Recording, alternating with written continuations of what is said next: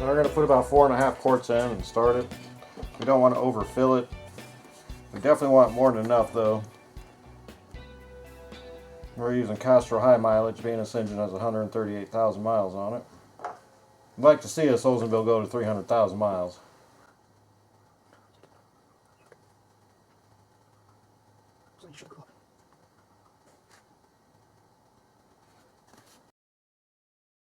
Alright, I got about a quart in here, so there's at least 4 quarts in there to start it. Now it is a 5-quart system, but I don't want to overfill it. In fact, I might go 4.5 quarts. Make sure that oil pickup's plenty submerged. Okay, that's about a half quart left. Should be more than enough.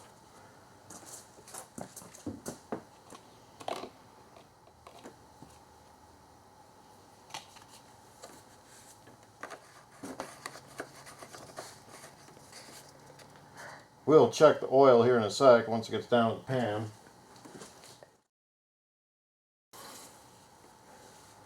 Clean. Yes, it is. So clean, it's hard to tell. You actually have to look through the bubbles. It doesn't even look like it has anything on it. I'm kind of scared. Alright, 3 quarts is full, but once it starts, fills up the oil pressure system, then we'll be a half quart down. So it is definitely a 5-quart system. Alright, last thing to do is put some coolant in it. Got to get a different funnel for that job. Oh, it's guzzling a lot. What the hell?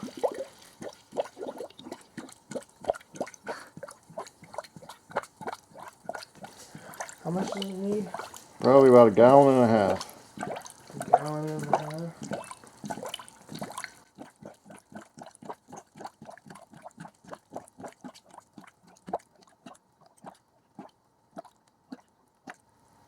Smells weird.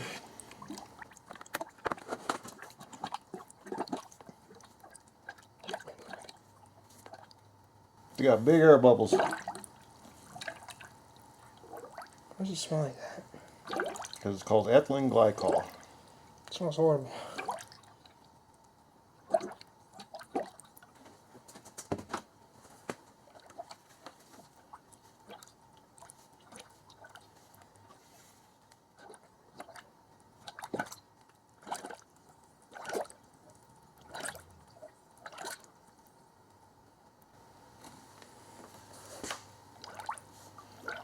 Now it may look like I overfilled it, but let me tell you I didn't. There's a big air bubble in this engine. And once that air bubble finds its way out, or the air gets moved out, the water replaces. And we still got to get it through the heater core.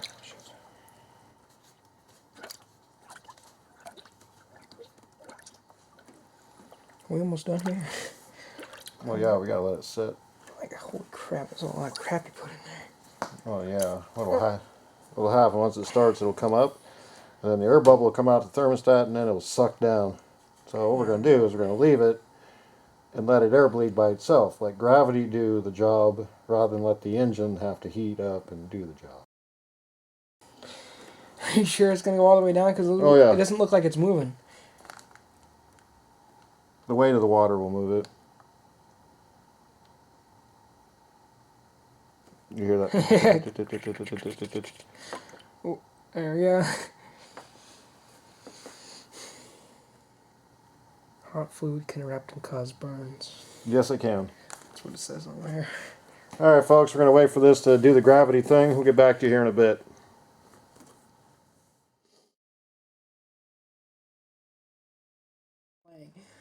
Alright, so as you can see overnight the level went down. Now it's actually come up a little bit because it's 71 degrees in here today. Let me see. That's like a little.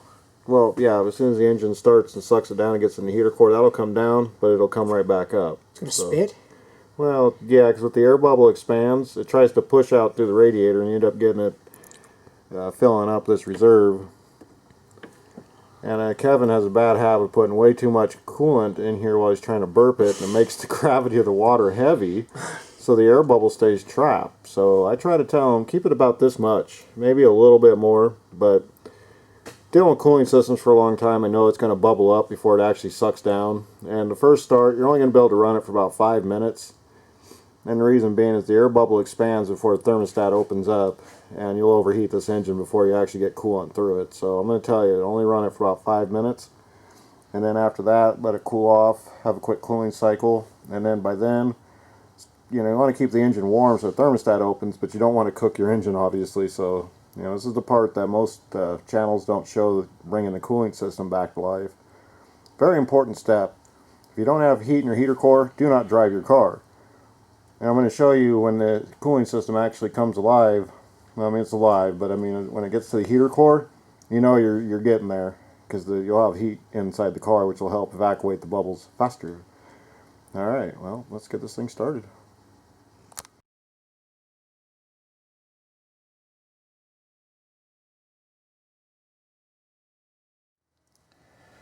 All right, before you go to start this engine, you want to make sure you go through your checklist, make sure everything's tight. There's one thing I did forget to do, which was tighten this pulley, but like I said, I was going to wait till I got it on the belt tension.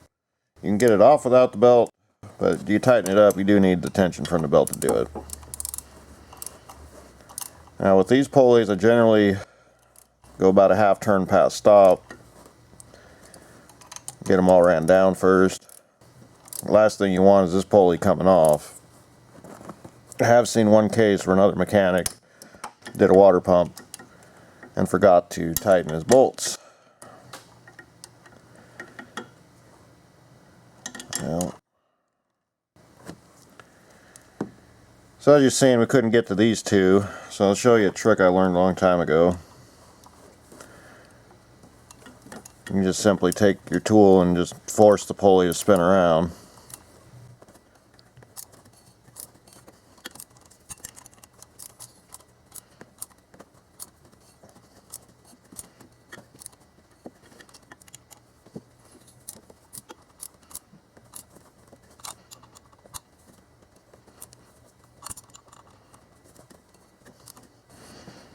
Now if you are worried you don't have enough torque, you can bind this up, and I'll show you a trick there.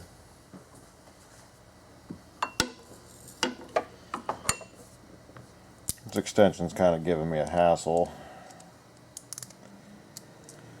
Sometimes things look good on paper, they don't generally work out very good.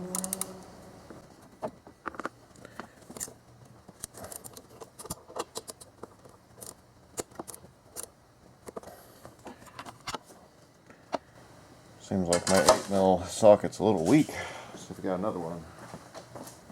Alright, so I'm going to use a different socket on it. I didn't like the way that small 3/8 inch socket was causing things to slip on me.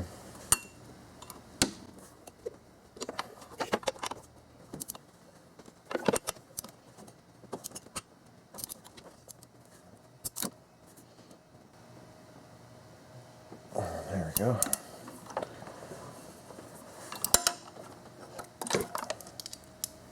There's really no good way to do this. Though I suppose someone's going to comment on the channel, you could have done this or could have done that. And I would say, probably. I'm not a real fan of 12-point sockets. Okay.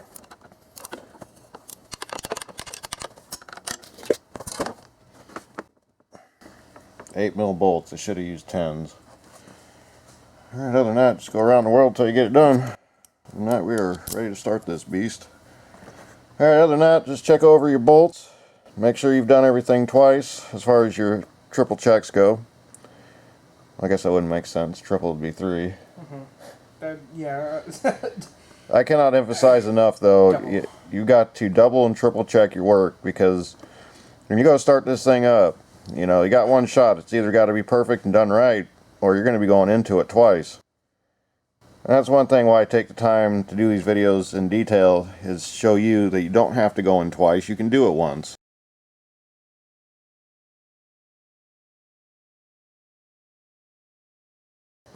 Alright, the moment of truth, we're going to hook the battery back up, see if sparks fly.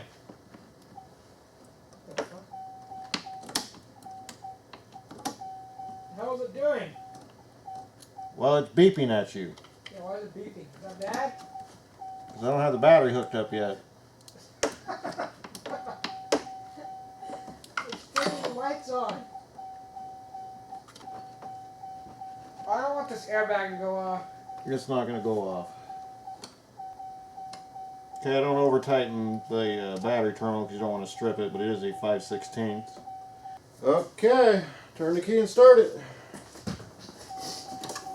Start it! Yep. There we go.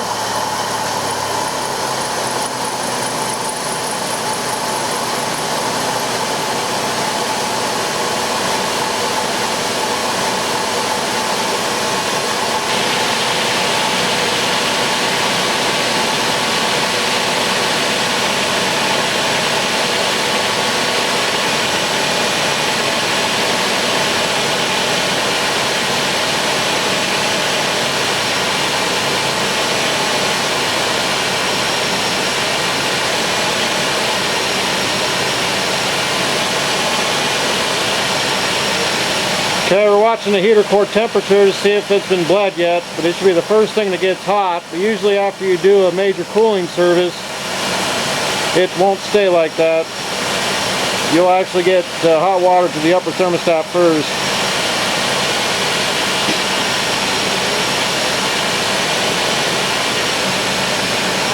Yeah, it will. Get the door closed.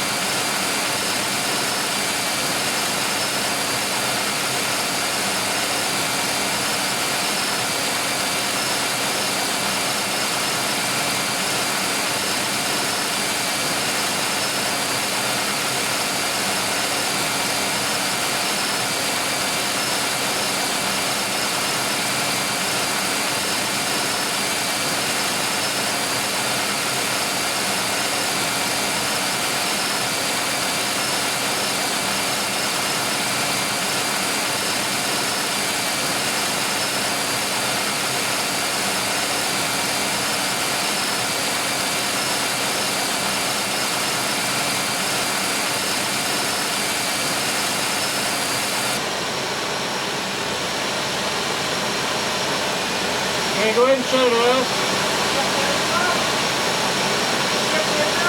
Shut it up.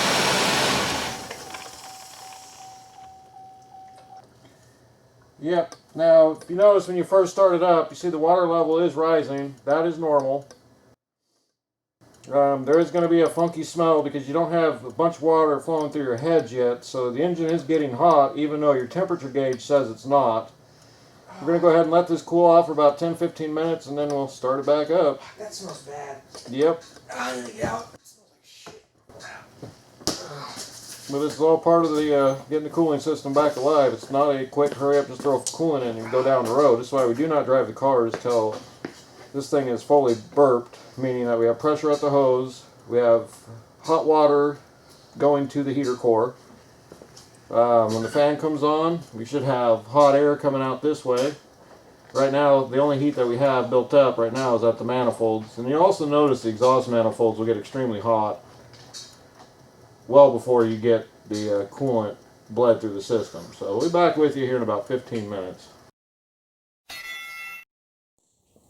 Round 2. Start it up.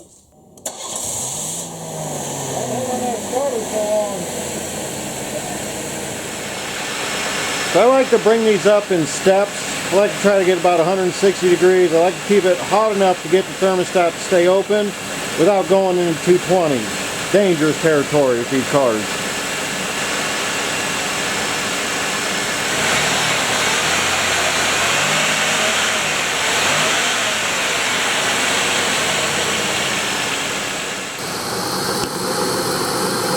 That's the air bubble trying to push back on you. When the thermostat opens, it'll suck all that down.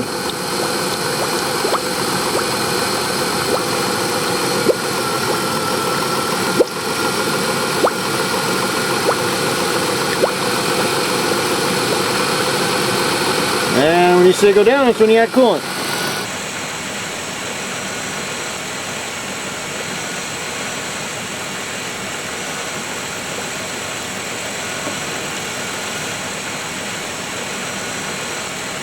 He's sucking.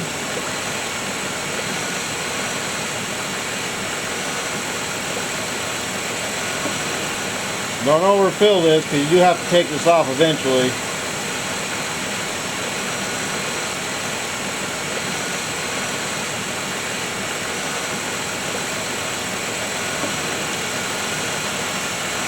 And look at that, we have heat in our core.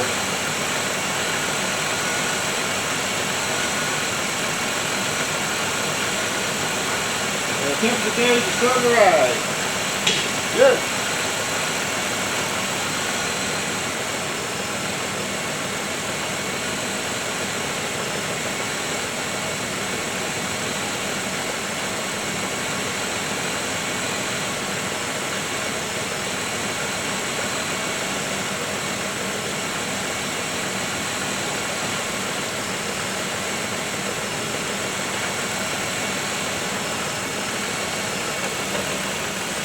You hear it idling down.